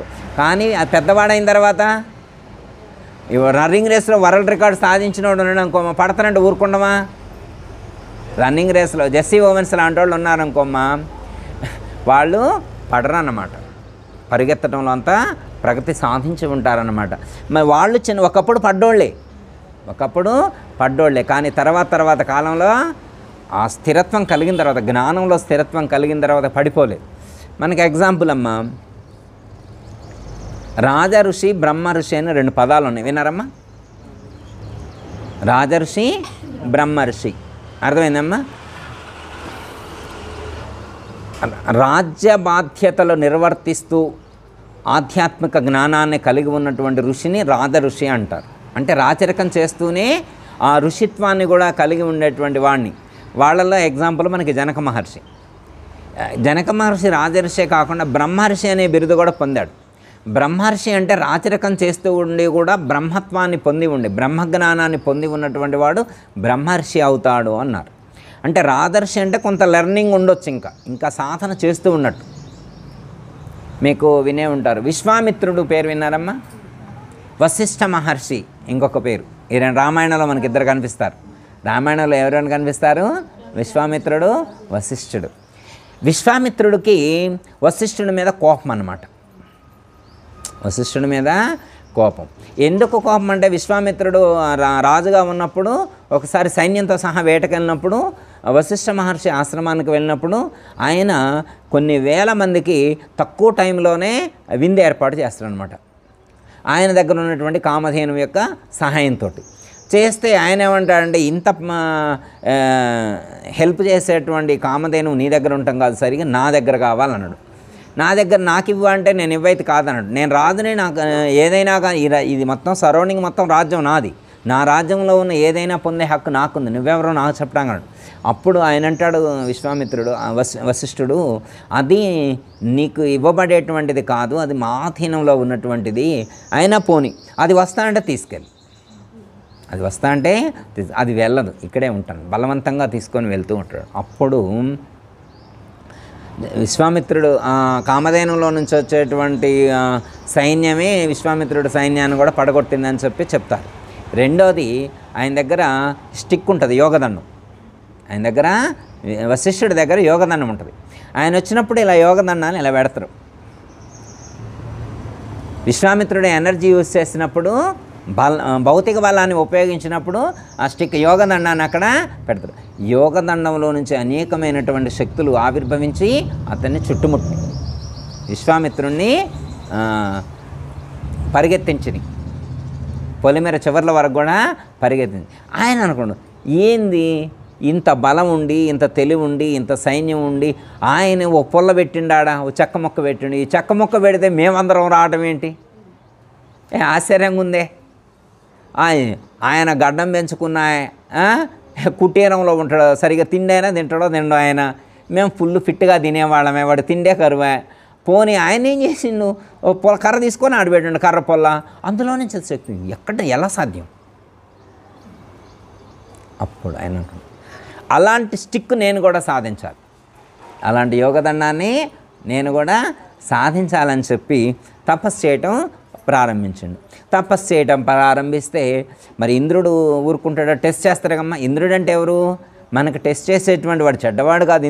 ఇంద్రుడు అంటే దేవతలకు అధిపతి. దేవతలకు అధిపతి చెడ్డవాడు ఉంటాడని కాదమ్మా, మనకు ఉన్నటువంటి ఇంద్రియ నిగ్రహాన్ని పరీక్షించేటువంటి వాడు ఇంద్రుడు. మనకెంత నిగ్రహ శక్తి ఉంది లేదా అని టెస్ట్ చేస్తుంటాడు. మనం ఇలా పూజ చేస్తానమనుకో, ఇంద్రుడు వస్తే ఓ టెస్ట్ పెడతారు, వీడు నిజంగా అర్హుడా లేదా, వీడికి క్వాలిఫికేషన్ ఉందా లేదా. అర్థమైందమ్మా? ఇలా ఎన్నో టెస్టులు చేసేటువంటి వాడు ఇంద్రుడు. విశ్వామిత్రుడిని కూడా టెస్ట్ పెడతారమ్మా. ఇంద్రుడికి ఎలాంటి టెస్ట్, విశ్వామిత్రుడికి ఎలాంటి టెస్ట్ అంటే రంభ, ఊర్వశి, మేనక అలాంటి వాళ్ళని టెస్ట్కి పంపిస్తే విశ్వామిత్రుడు పడిపోయాడు. అంటే ఇలా పడిపోవడం సాధనలో మామూలే అన్నమాట. కానీ చివరికి విశ్వామిత్రుడి ద్వారా, వశిష్ఠుడి ద్వారా బ్రహ్మర్షి అని అనిపించుకున్న తర్వాత సక్సెస్ అయ్యాడు. అర్థమైందమ్మా? ఒక యోగి అయినటువంటి వాడు, ఒక ఆత్మజ్ఞానిని ఈ ప్రకృతి ఎలాంటి ప్రలోభాలకు గురి చెయ్యలేదు, ఎలాంటి ప్రలోభాలకు కూడా గురి చెయ్యలేదు అనేటువంటి సత్యాన్ని ఇక్కడ బోధించడం అనేటువంటిది జరిగింది. అంటే చాలా యుక్తితో నడుచుకోవాలి. యోగులు ఏం చేస్తారంటే చాలా యుక్తితో నడుచుకుంటారు. మీకు ఎగ్జాంపుల్, మాయ ఎప్పుడు కూడా రెడీగా ఉంటుంది, వైఫై ఎలా ఉంటుందో మాయ కూడా రెడీగా ఉంటుంది. ఏ కోణంలో మనల్ని పడేయాలని, ఏ కోణంలో మనల్ని అది ప్రతిక్షణం మనల్ని వెన్నాడుతూనే ఉంటుంది. మన అహంకారం మీద, మన మమకారం మీద, మన కోరికల మీద, మన కోపం మీద అనేక రకాలుగా ప్రయత్నం చేస్తుంది. ఏదో ఒక రూపంలో మన లోపలికి ప్రవేశించి మనల్ని పడగొట్టాలని. కాకపోతే మనం స్థిరంగా మరణించేలోగా నేను మాయను జయిస్తాను. ఒక ఆయన అన్నాడు, మరణించేలోగా నేను మాయను జయిస్తాను అన్నాడు. ఇక ఆయన లాస్ట్ మినిట్లో ఉన్నాడు, హాస్పిటల్లో అడ్మిట్ అయ్యాడు, లాస్ట్ మినిట్లో ఉంటే మాయ అక్కడికి వచ్చిందంట. మాయ అక్కడికి వచ్చి, స్వామి నువ్వే గెలిచినవులే, నేను ఓడిపోయినలే, ఎందుకంటే 99 ఏళ్ళు వచ్చినాయి, ఇంకా ఎంత ఉంటుంది, ఇంకా మహా అంటే ఇంకా 20-30 శ్వాసలే ఉన్నాయి, నువ్వు డన్ అన్నదంట. నన్ను జయించినానందంట. లేదు, ఇంక ఇప్పుడు చెప్పావు కదా 30 శ్వాసలు మిగిలి ఉన్నాయను కదా, ఆ 30 శ్వాసలు అయిందాక నేను అహం లేకుండా ఉంటే జయించగలుగుతా. నేను జయించగలిగాను అంటే అయిపోయినట్టే. ఒక ఈగో వచ్చినట్టే, ఒక అహం అనేటువంటిది అంటే యోగి అయినటువంటి వాడు అంతా అలర్ట్గా ఉండాలి, అహంకారం కించిత్ కూడా లేకుండా ఉండాలన్నమాట. సమాజంలో చూడండి అమ్మ, ఇప్పటి భక్తుల్లో కానీ మనం చాలామందిని పరిశీలించినాం అనుకోండి, అలా ఉంటారమ్మా, అలా ఉంటారా? నేను కాబట్టి ఇంత చేశా, నేను కాబట్టి ఇంత చేశాను, నేను లేకపోతే ఏమవును, నేను అసలు ఫస్ట్లో ఈ పోచమ్మ గుడి కాడికి వచ్చినప్పుడు ఈ గోడగా లేదా, స్లాబ్ కూడా లేదా, ఈ గుడి ఒక్కటే ఉంది, నేను వచ్చాకే ఇంత చేశా, నేను ఎన్ని సందాలు అడిగిచ్చా, నేను ఎంత డబ్బు పెట్టా, ఆ బోర్ వేయించింది నేను కాదు, కాకపోతే మర్చిపోయారు, నా పేరే లేదు కానీ బోరు కూడా నేనే వేయించా. ఈ నందిని తీసుకొచ్చింది నేనేగా, అసలు హోమగుండం తెచ్చింది కూడా నేనే. అయ్యగారికి శాలరీ ఎవరు ఇచ్చారు ఫస్ట్లో? నేను ఇచ్చా. అసలు నేను లేకపోతే గుడే లేదు. కానీ ఇవన్నీ ఇవ్వడానికి ఆయన లోపల దైవం ఉన్నాడు అనేటువంటి జ్ఞానం అర్థమైందమ్మా. ఇప్పుడు పంట నేను పండించాను అనే అహం ఉంటుంది కదా, పంట నేను పండించాను అనే అహం అంటే పంట నువ్వు పండించాలి అంటే ఈ ప్రకృతిలో ఉన్నటువంటి దేని యొక్క సహాయం తీసుకోకుండా పంట పండించు. నువ్వు ఏదైనా సాధించగలిగితే ఈ ప్రకృతిలో ఉన్నటువంటి దేని సపోర్టు, దేని సహాయం లేకుండా నువ్వు చేయగలగాలి, అప్పుడు అనుకోవచ్చు. ఈ ప్రకృతిలో ఉన్నటువంటి పొలం విత్తనాలు నాటారమ్మ, పొలంలో విత్తనాలు నాటొచ్చారు, ఈ ఎండను తీసుకోకూడదు, ఈ భూమిని వాడుకోకూడదు, ఈ నీళ్ళను వాడుకోకూడదు, ఈ గాలి వాడుకోకూడదు, ఈ టెంపరేచర్ వాడుకోకూడదు, ఇక పండు ఇవన్నీ చూద్దాం అంటే మరి ఈయన చేసేది ఏముంది, ఈయన సాధించిన ప్రగతి ఏముందమ్మా? చుట్టూ ఉన్నటువంటి ఎన్విరాన్మెంట్, చుట్టూ ఉన్నటువంటి ప్రకృతిలో ఉన్నటువంటి సమస్త శక్తులు, దేవతల వాళ్ళందరి యొక్క అనుగ్రహం వల్లనే మనం ఏదైనా సాధించగలుగుతున్నాం అనేటువంటి జ్ఞానం ఉన్నటువంటి వాడికి అహం అనేటువంటిది ఉండదు, అహం అనేటువంటిది. ఈ ఒక్క సత్యాన్ని గుర్తించినటువంటి వాడు జ్ఞాని నిరంతరం దైవాన్ని పట్టుకొని ఉంటాడు. ఎలా ఉంటాడు? దైవాన్ని పట్టుకొని ఉంటాడు. దైవాన్ని ఎవరైతే అలా గట్టిగా పట్టుకొని ఉంటారో వాళ్ళని ఈ ప్రకృతి చెల్లింప చేయలేదని చెప్పి ఇక్కడ మనకు సూచిస్తున్నారు. చిన్న ఎగ్జాంపుల్, ఒకడు పిల్లర్ లేకపోతే స్తంభం లాంటిది ఉంటే చిన్నది పట్టుకొని గిర్రని తిరుగుతున్నాడు పిల్లవాడు దాన్ని పట్టుకొని తిరుగుతున్నాడు. వాడు ఎంత వేగంగా తిరిగినా కానీ నో ప్రాబ్లం, కానీ పట్టుకోకుండా తిరిగితే వాడు ఎంత వేగంగా అయినా తిరగచ్చు, కానీ దాన్ని పట్టుకొని ఉన్నంతసేపే పర్ఫెక్ట్గా ఉంటాడు. దాన్ని పట్టు విడిస్తే అలాగే మనం కూడా భగవంతుని పట్టుకొని ఎంత వేగంగా తిరిగినా ఏం కాదు. భగవంతుని పట్టుకొని ఎంత వేగంగా, నువ్వు సైకిల్ మీద వెళ్తావా, బైక్ మీద వెళ్తావా, కారులో వెళ్తావా, బస్సులో వెళ్తావా, ట్రైన్లో వెళ్తావా, ఫ్లైట్లో వెళ్తావా, నీ ఇష్టం. ఫాస్ట్కి ఇన్స్ట్రుమెంట్ ఏదైనా వాడుకో, కానీ పట్టుకోవడం మాత్రం విడిచిపెట్టొద్దు. మనం అలా గట్టిగా పట్టుకొని ఎంత లెక్క వెళ్ళినా కానీ మనకు ప్రాబ్లం అనేటువంటిది ఉండదు. ఎలాంటి పరిస్థితుల్లోనైనా కానీ దైవాన్ని విడిచిపెట్టొద్దు అని చెప్పి ఇక్కడ మనకి చెప్తున్నాడు. యోగి అయినటువంటి వాడు అంత స్థిరంగా ఉంటాడని చెప్పి ఫస్ట్ మాటకి చెప్పారమ్మా. దుఃఖేష అనుద్విగ్న మనః, రెండో పదం. సుఖేషు విగత స్పృహ, సుఖాలయందు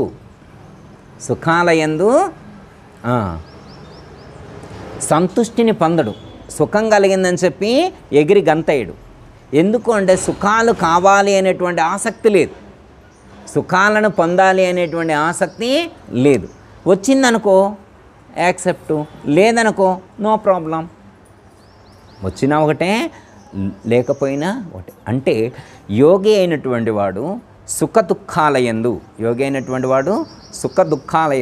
స్థిరంగా ఉంటాడు, సుఖ దుఃఖాలయందు స్థిరంగా ఉంటాడు అని చెప్తారు. దీనికి చిన్న ఎగ్జాంపుల్ ఇందులోనే విద్యాప్రకాశానందగిరి స్వాముల వారు మనకు ఎగ్జాంపుల్ ఒకటి ఇచ్చారు, అది గుర్తు చేసుకుందాం. శుకయోగిని ఎగ్జాంపుల్గా సూచించారు ఇక్కడ. ఎవరిని గైడ్ చేశారు? శుకయోగిని. శుకయోగి తెలుసుగమ్మా, శుకయోగి తెలుసుగా. ఆయన ఏం చెప్పిండు? ఆయన ఏదో ప్రవచనం చేశారు శుకయోగి. 7 రోజులు చెప్పిండంట. 7 రోజులు చెప్పాడు శుక మహర్షి. కార్తీక పురాణం అమ్మ, భాగవతం. శుకయోగి భాగవతాన్ని చెప్పాడు. ఎవరు చెప్పారు? పరీక్షిత్ మహారాజుకి చెప్పారు. భాగవతాన్ని పరీక్షిత్ మహారాజు చెప్పారు. శుకయోగి ఎవరు కొడుకమ్మా? శుకయోగి మార్కండేయుడు కొడుకమ్మా. శుకయోగి ఎవరు కొడుకు అమ్మ? శుకయోగి వాల్మీకి కొడుకమ్మా, ఎవరు కొడుకు? శుకుడమ్మా, శుక్రాచార్యుడు కాదు, శుకయోగి. శుకుడు అంటే వ్యాస భగవానుడి కొడుకు. వేదవ్యాసుని యొక్క కుమారుడు పేరు శుకయోగి. శుక మహర్షి అన్న శుకయోగి అన్న ఒకటే. శుక్రాచార్యుడు వేరు, శుక మహర్షి వేరు. శుక్రాచార్యుడు అంటే రాక్షసుల గురువు, శుకయోగి అంటే వేదవ్యాస భగవానుని యొక్క పుత్రుడు, ఒక్కడే కొడుకు. వేదవ్యాసుల వారికి ఒక్కడే కొడుకు అన్నమాట. ఆయన పుట్టుకతోటే బ్రహ్మజ్ఞానంతో పుట్టాడు, బ్రహ్మజ్ఞానిగా జన్మించాడు. పుట్టుకతోనే బ్రహ్మజ్ఞానిగా జన్మించాడు.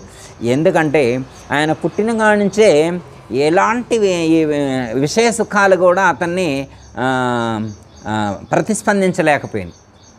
ఈ ప్రకృతి అతన్ని టెంప్ట్ చేయలేకపోయింది, సుఖయోగిని టెంప్ట్ చేయలేదు. ఒక చోట అంటే ఎగ్జాంపుల్ చెప్తున్నామ్మా, ఒక చోట కొంతమంది మహిళలు స్నానం చేస్తూ ఉన్నారంట. సుఖయోగ డ్రెస్ కోడ్ కూడా ఉండదమ్మా, అవధూతలాగా ఉంటాడు. వెళ్తూ ఉంటే వాళ్ళందరూ మామూలునే స్నానం చేస్తూ ఉన్నారంట. ఆయన వెళ్తున్నా కానీ పట్టించుకోలేదట. కానీ వెనక వ్యాసుడు వస్తుంటే వాళ్ళందరూ డ్రెస్సులు మార్చుకున్నారంట. వ్యాసుడు వస్తానే వాళ్ళ కొడుకు వెళ్తుంటే పట్టించుకోలేదు, యంగ్ మళ్ళా కొడుకు వెళ్తుంటే పట్టించుకోలేదు, కానీ వ్యాసుడు వస్తుంటే మళ్ళీ డ్రెస్సులు చుట్టుకున్నారంట. ఎందుకు అంటే ఇతరికి బాహ్య స్పృహ లేదు, ప్రాపంచిక స్పృహ లేదనమాట, లౌకిక స్పృహ లేదనమాట. అస్పర్శ యోగి అంటారు. అస్పర్శ యోగి అంటే స్పర్శ లేకుండా, భౌతికమైనటువంటి స్పర్శ లేకుండా జీవించినటువంటి మహాత్ముడు అన్నమాట శుకయోగి. అదేనమ్మా, అతడి గురించి ఇక్కడ మనకి ఎగ్జాంపుల్గా చెప్పారనమాట. అతని కాన్సెప్ట్ ఏంటంటే, వ్యాస భగవానుడు ఏమంటాడంటే, నాయన పెళ్లి చేసుకోనైనా గృహస్థాశ్రమ ధర్మాన్ని పాటిస్తేనే ఈ ఆధ్యాత్మిక మార్గంలో 100% సక్సెస్ అవుతావు అని చెప్తారు అనమాట. ఈయన ఒప్పుకోడు. ఎవరు ఒప్పుకోడు? కొడుకు శుకయోగి ఒప్పుకోడు అనమాట. భార్య పిల్లల కుటుంబం ఉంటే అది ప్రతిబంధకం అవుతుంది, అది ఒక పెద్ద మాయ, దానివల్ల నేను ముందుకు వెళ్ళలేను, నాకు పెళ్ళొద్దు, నాకు పిల్లలు వద్దు, నాకు సంతానం వద్దు, ఇల్లు వద్దు, వాకులొద్దు, తల్లి అని చెప్పి దండం పెడతారు అనమాట. కాదురా నాయన మయ్యగా ఇన్రా, నీకు ఏం కాదురా, భార్య పిల్లల కుటుంబం ఉన్నా కానీ ఇది ఇంకా టఫ్ ఫైట్, ఇక్కడ ఇంకా సక్సెస్ మార్కులు ఎక్కువ పడతాయి. ఇక్కడ సన్యాసంగా ఉన్నదానికంటే గృహస్థగా ఉంటేనే మార్కులు పర్సంటేజ్ ఎక్కువ వస్తుందిరా, జాబ్ కూడా గ్యారంటీ వస్తుందని చెప్పే టైప్ అన్నమాట. చెబితే అంటాడు. అప్పుడు ఏం చేస్తాడంటే, సరే నీవు చాలా జ్ఞానం పొందుతురమ్మా, వ్యాసుడు చెప్పిన పలానా చోటుకు వెళ్ళి అది తెలుసుకుంటే వేదాంత విషయాలు చాలా తెలుసుకుంటాడు. లాస్ట్ మినిట్లో ఏం చెప్తారంటే, నీవు జనక మహారాజు దగ్గరకు వెళ్ళి ఆయన గారు చెప్పేటువంటి వేదాంతాన్ని వినిరా, తర్వాత నీ ఇష్టం అంటాడు. ఫస్ట్ టైము ఆయన ప్రపంచంలోకి అడుగు పెడతారు అనమాట. జనక మహారాజు యొక్క కొలువుకి వస్తారు. ఈయనేమనుకున్నాడు, మరి వ్యాస భగవానుడు అంటే ప్రపంచంలో పెద్ద పేరుగమ్మా, వ్యాస భగవానుడు అంటే మామూలు పేరా, మరి వాళ్ళ కొడుకా, సీఎం వస్తుంటే సీఎం కొడుకు ఎంత ఫాలోయింగ్ ఉంటుంది అవునా కదా, మరి వ్యాసుడి కొడుకు అంటే ఎంత ఫాలోయింగ్ ఉండాలా అని చెప్తారు. ఆయనకు ముందే తెలుసు కదా ఎందుకు వచ్చేది, మహాజ్ఞాని కదా జనకుడు కదా, దివ్య దృష్టి ఉన్నటువంటి వాడు కదా. వాళ్ళ దగ్గర పనిచేసే వాళ్ళందరికీ ముందే కొన్ని రిస్ట్రిక్షన్స్ చెప్తున్నాను అనమాట. ఇలా మా గురువుగారు కుమారుడు వస్తాడు, మీరు నేను చెప్పినట్టు స్పందించొద్దు ఎవరు అంటాడు. ఈయన ముందే ఫిక్స్ అవుతున్నాడు శుకయోగి అనుకున్నామాట. నేను గురువుగారు కొడుకునే మరి రాజుగారి దగ్గరికి వెళ్ళి రాజుగారు ఎదురు రావాలా, నాకు మరి లోపల తీసుకోవాలి, ఆహా ఓహో ఉంటుంది కదా. పోయిండు, సైలేదు సూయలేదు, ఎవరు రావట్లేదు, సైలేదు సో ఎవరు రావట్లేదు. మరి అది గురువుగారు కొడుకుని ఎవడు పట్టించుకోవట్లేదు, ఏంద్రా మరి ఈయన ఎట్ట యోగి అయిండు, ఈయన నాకెట్లా గురువు అవుతారు. గురువుగారు కొడుకే దిక్కు లేదు, ఇక మామూలు పరిస్థితి ఎట్లుంటుంది ఇక్కడ రాజ్యంలో, ఈయన ఫీల్ అవుతుంటాడు. బాగా ఆలోచిస్తున్నాడు. అక్కడికి వెళ్ళిన తర్వాత ఎవరు నువ్వు అంటాడు. ఇలా వేదవ్యాస మునిందుల వారి యొక్క నేను పుత్రరత్నాన్ని కుమారుణ్ణి శుకయోగేంద్రుడు అన్నాడు. అయితే కూర్చో అంటారు. ఎవరు పట్టించుకోవటంలా. సరే ఈయనే కాసేపు ఎంతసేపు ఉంటాడో ఉండి అక్కడ ఏం చేయాలంటే అక్కడ వెళ్ళి అటుండిపో అంటారు. ఎదురుగలే గుమ్మానికి ఎదురుగలే అటుపోయి అటుండిపో అంటాడు. వెళ్తే అటువైపు ఏముంటుందంటే డ్రైనేజీ, మనం పూర్వకాలంలో దెబ్బ అంటారే కసువు వేసేదాన్ని, అది ఉంటే వేస్ట్ చేసేదాన్ని అక్కడ నిల్చోపో అంటారనమాట. ఈయన అక్కడ నిల్చుంటాడు. వేస్తూ ఉన్నారు రాజ్యంలో వాళ్ళందరూ తీసుకొచ్చి చేస్తూ ఉన్నారు. ఈయన మునిగిపోయిండు కూడా. ఏనా మునిగిపోయింది కాడ లోపలే ఉంటాడు, వాసన వస్తుంటాడు. అంటే ఫీలింగ్ అన్నమాట లోపల. నేను గురువుగారు కొడుకుని అనే అహం ఉంది. అది చావాల ముందు. నేను గురువుగారు కొడుకుని కాబట్టి నాకు నువ్వు దండం పెట్టాలా, రాజుగారైనా వచ్చి దండం పెట్టాలి అనేటువంటి అహం చావాలా ఇతనిలో. ఉంటుందిగా అమ్మ. ఇప్పుడు కోటీశ్వరుడు, నాకు కోటీశ్వరుడు కొడుకు ఎలా వెళ్తారో, మామూలుగా వెళ్తారా, మళ్ళాగా వెళ్తారా, ఎట్లా వెళ్తారో కాంటేస్తే కారులో దిగుతారు అనమాట. దిగిన తర్వాత వెనక నలుగురు ముందు ఎట్లా అనాలన్నమాట. అంటే వాడు కోటీశ్వరుడు కొడుకు కాబట్టి అది చూపెట్టాలనుకుంటాడు. ఈయన కూడా అండి గురువుగారు కొడుకును కాబట్టి, అంటే మామూలు వాళ్ళ దగ్గర కాదు, వాళ్ళు భక్తులు కాబట్టి గురువుగారు కొడుకు వచ్చిందంటే చూడాలనుకున్నాడు. ఏం లేదనమాట. అంటే ఇతనికి జ్ఞానోదయం కలగాలి కదా. సైలెంట్గా తర్వాత సాయంత్రం అయిన తర్వాత మొత్తం తీసుకొని మళ్ళీ ముందుకు వస్తారు. అప్పుడు జనక మహారాజు వచ్చి తీసుకెళ్ళి మంచిగా స్నానం చేయించి ఉచితాసనం మీద కూర్చోబెట్టి నమస్కారం చేసి గురువుగారు కొడుకుని ఎలా గౌరవించాలో అలా గౌరవించిండు. అతిథి మర్యాదలన్నీ అప్పుడు చేసిండు. ఎలా ఉన్నారో నమస్కారం చేసి, బాగున్నాను. ఉదయం వచ్చారంట, నేను బిజీ షెడ్యూల్లో నాకు కుదరలేదు మిమ్మల్ని కలవడానికి, మీకేమైనా అసౌకర్యం కలిగిందా, ఏమైనా మీకు ఇబ్బంది కలిగిందా? ఏం లేదు, బాగుందనంట. ఇప్పుడు ఎలా ఉన్నారు? ఇప్పుడు బాగుందనంట. అర్థమైందమ్మా? అగో బాధ కలిగినప్పుడు ఒకే విధంగా ఉన్నాడు, సుఖం కలిగినప్పుడు కూడా ఇప్పుడు అర్థం చేసుకున్నాడు. స్థిరమైనటువంటి జ్ఞానం దృఢపడింది. అప్పుడు ఈయన అడుగుతారన్నమాట, మరి యోగి అయినటువంటి వాళ్ళకి సంసారం అనేటువంటిది ప్రతిబంధకం కదా, భార్యాపిల్లలతో కూడి ఉన్నటువంటి సంసారం బాధ పెడుతుంది కదా, దుఃఖాన్ని కలిగిస్తుంది కదా, మరి గృహస్థాశ్రమ ధర్మంలో ఉన్నటువంటి వాడు ఎలా సక్సెస్ అవుతాడు అని చెప్పి ప్రశ్నిస్తే ఆయన చెప్తాడనమాట, ఎందుకంటే ఈ సంసారం అనేటువంటిది లోపల ఉండకూడదు. సంసారం బయట ఉండొచ్చు కానీ సంసారం లోపల ఉండకూడదు. అర్థమైందమ్మా? ఎగ్జాంపుల్ మనకి చెప్తారు కదా, పడవ నీళ్ళల్లోనే ఉండాలి కానీ పడవలో నీళ్ళు ఉండకూడదు. పడవ నీళ్ళల్లోనే ఉండొచ్చు కానీ నీళ్ళు పడవలో మనం సంసారంలోనే ఉండొచ్చు కానీ సంసారం మనలో ఉండకూడదు. అర్థమైందమ్మా? బాహ్యంలో ఉన్నటువంటి వస్తువులు ఉండటం ప్రాబ్లం కాదమ్మా. బాహ్యంలో ఉన్నటువంటి వస్తువులు ఉండటం ప్రాబ్లం కాదు, దానికి సంబంధించినటువంటి భావం లోపల ఉండటం ప్రాబ్లం. అర్థమైందమ్మా? బిర్యానీ పెట్టే హోటల్లో ఉండటం ప్రాబ్లం కాదు, అది తినాలనేటువంటి థాట్ లోపల ఉండటం ప్రాబ్లం. అర్థమైందమ్మా? వైన్ షాప్ పక్కన ఉండటం ప్రాబ్లం కాదు, ఆ వైన్ తాగాలనేటువంటి థాట్ లోపల ఉండటం ప్రాబ్లం. అర్థమైందమ్మా? నాన్ వెజ్ దగ్గర ఉండటం ప్రాబ్లం కాదు, నాన్ వెజ్ తినాలనే థాట్ లోపల ఉండటం ప్రాబ్లం. ప్రాబ్లం అనేటువంటి వస్తువుల్లో లేదమ్మా, వాటికి సంబంధించినటువంటి థాట్స్, ఆలోచనల లోపల ఉండటం వల్ల ప్రాబ్లం. ఆ థాట్స్ని మనం క్లియర్ చేసుకునేటువంటి ప్రయత్నం చేయాలి. జనక మహారాజు చాలా చక్కగా అర్థమయ్యేట్టుగా చెప్తాడు. నాయన, మోక్షాన్ని పొందడానికి సన్యాసం అని కానీ గృహస్థాశ్రమం అని ఏమీ లేదు. సన్యాసి మోక్షాన్ని పొందొచ్చు, గృహస్థు కూడా మోక్షాన్ని పొందొచ్చు. జ్ఞానం ప్రధానమైనటువంటిది. ప్రపంచం లోపల ఉండకుండా చూసుకోగలగాలి. ప్రపంచంలో మనకున్నటువంటి ఆ బంధం ఏదైతే ఉన్నదో దాన్ని కట్ చేసుకునేటువంటి జ్ఞానం మనకుంటే సక్సెస్ అవుతాము అని సూచించడం అనేటువంటిది. నెక్స్ట్ ఇంకోటి, వీత రాగ భయ క్రోధ స్థితధీర్ము నిరుశ్యతే అని చెప్పారు. యోగి అయినటువంటి వాడు మూడింటిని జయించాలని ఇక్కడ మొత్తం 5 అంశాలు చెప్పారు. ఒకటి, దుఃఖం కలిగినప్పుడు కలత చెందకుండా ఉండాలి. సుఖం కలిగినప్పుడు టెంప్ట్ అవ్వకుండా ఉండాలి. మూడోది, వీత రాగ భయక్రోధ. వీతరాగం అంటే అనురాగం కలిగి ఉండకూడదు, కోపం కలిగి ఉండకూడదు, భయం కూడా ఉండకూడదు. అనురాగం అంటే దేని యందు కూడా మమకారాన్ని పెంచుకోకూడదు. మమకారాన్ని పెంచుకోకూడదంటే ఎలాంటి మమకారాన్ని పెంచుకోకూడదంటే ఈ వస్తువు లేకపోతే నేను బ్రతకలేను అనే స్థితికి రాకూడదు. ఈ వస్తువు లేకపోతే నేను బ్రతకలేను అనేటువంటి స్థితికి మనిషి ఎదగకూడదు. చిన్న ఎగ్జాంపుల్, యాత్రలో పోతుండవు 10 రోజులు, పరుపు దిండు మూట మొత్తం కట్టుకొని పోతుండు. పెద్ద లారీ పెట్టుకోండి యాత్ర పట్టడానికి. మంచం, ఎందుకంటే మంచం లేకుండా, పరుపు లేకుండా, దిండు లేకుండా నిద్ర పట్టదు అమ్మాయిని. నిద్ర పట్టదు అంటే అనురాగం లేకుండా ఉండాలి. అంటే దిండు లేకపోతే నాకు నిద్ర పట్టదు, పరుపు లేకపోతే నాకు నిద్ర పట్టదు, పలానా ఫుడ్ లేకపోతే నేను బ్రతకలేను, నేను ప్రొద్దుటే టీ తాకపోతే ఉండలేనమ్మా, కాఫీ తాకపోతే నేను ఉండలేను తల్లోయి. నాకు ఇవన్నీ ఏం అక్కర్లా, నాకు ఫుడ్ అక్కర్లా, టీ అక్కర్లా, కాఫ్ అక్కర్లా, పిల్లో అక్కర్లా, ఏం అక్కర్లా, టీవీ ఒక్కడు ఉంటే చాలు. ఆ 2 సీరియల్స్, మధ్యాహ్నం వచ్చేది సాయంత్రం స్నాక్స్ లాగా, సాయంత్రం స్నాక్స్ లాగా, మధ్యాహ్నం లంచ్ స్నాక్స్ లాగా, ఆ 2 ఉంటే చాలమ్మ. ఎట్లా గంట కళ్ళు మూసుకుంటా ఆ 2 అప్పచెప్పు.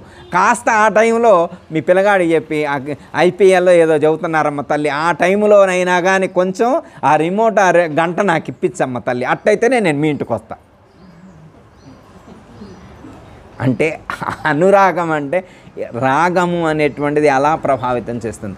నేను అది ఉంటేనే బ్రతుకుతాను, అది లేకపోతే నేను బ్రతకలేను అనేటువంటి పరిస్థితి సాధకుడికి రాకూడదు. రెండోది కోపం లేకుండా ఉండాలి. ప్రశాంతంగా జీవించేటువంటి మనస్తత్వాన్ని మనం ఏర్పాటు చేసుకోవాలి. ప్రకృతి టెంప్ట్ చేస్తుంది కానీ మనం టెంప్ట్ అవ్వకూడదు. అర్థమైందమ్మా? మూడవది లాస్ట్, భయాన్ని విడిచిపెట్టాలి.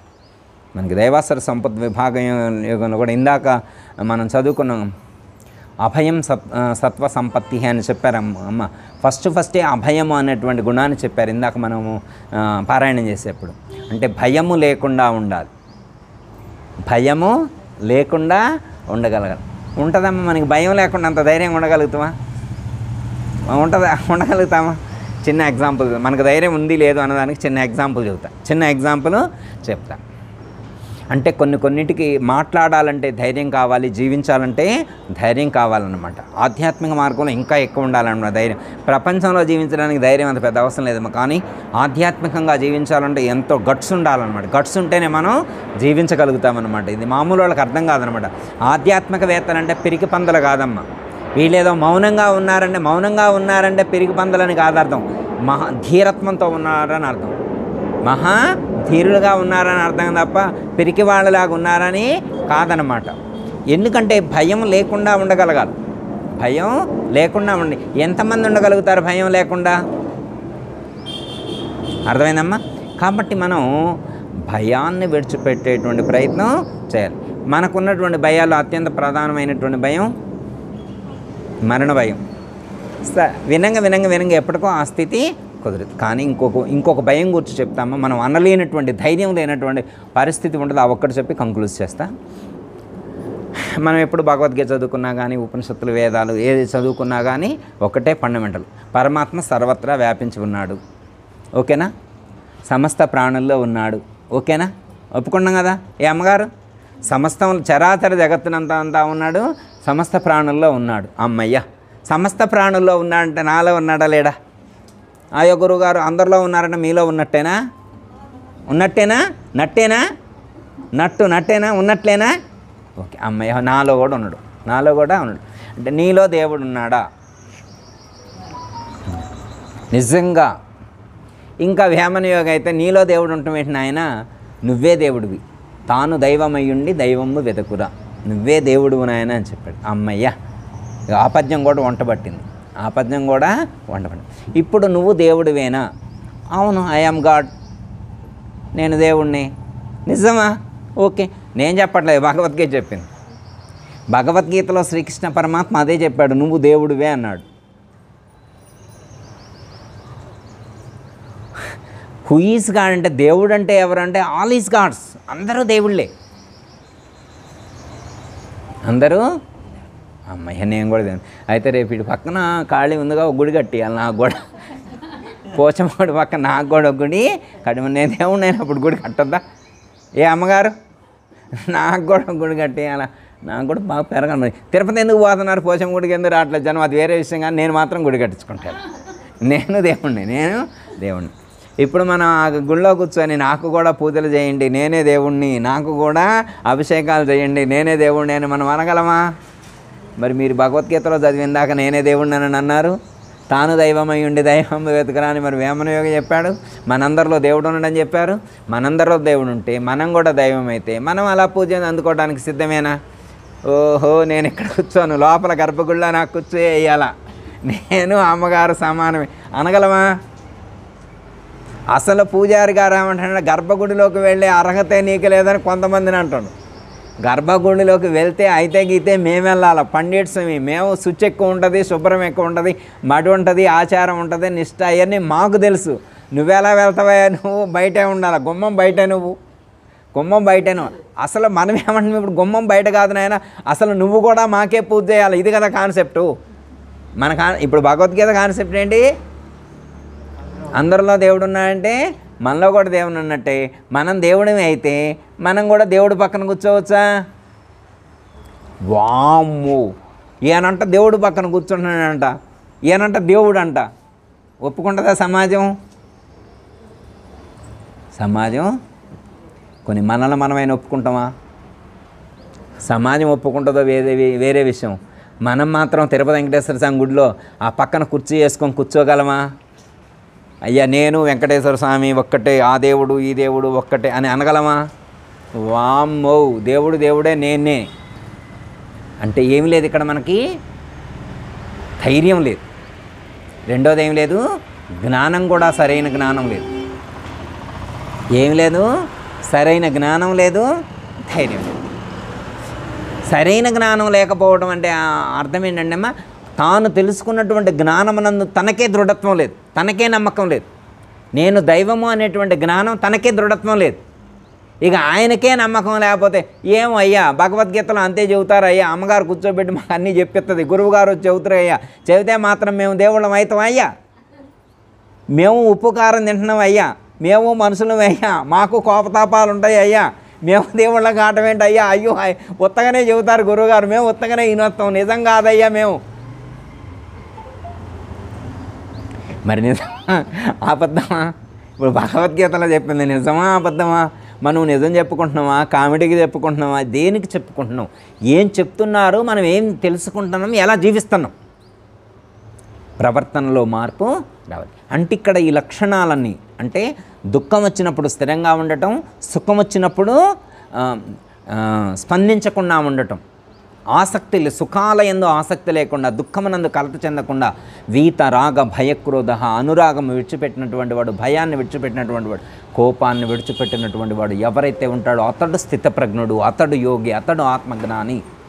అలాంటి స్థితిని మనం పెంపొందింపజేసుకునేటువంటి ప్రయత్నం చేద్దాం. ఓకే అమ్మ. శ్రీకృష్ణ పరమాత్మ ఈరోజు 2వ అధ్యాయం 56వ శ్లోకంలో ఇలాంటి 5 లక్షణాలను సూచించడం అనేటువంటి జరిగింది.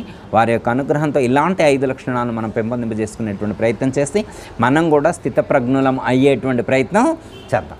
అయితే ఏం లేదు, అయ్యా గురువుగారు మేము ఇంకా కాలేదా అని మీరు అనొద్దమ్మా, అయితే సంతోషమే, అయితే సంతోషమే. కాకపోతే ఎవరైనా ఉంటే నాలాంటి వాళ్ళు ఎక్కడైనా ఉంటారు కమ్మా అక్కడక్కడ, అలాంటి వాళ్ళు మార్చుకునే ప్రయత్నం చేద్దాం. జయతల సద్గురు ప్రభు మహారాజుకు, శ్రీకృష్ణ పరమాత్మకు, గీతా మాతాకు, దయతల సద్గురు ప్రభు మహారాజుకు అందరికీ జయ గురు.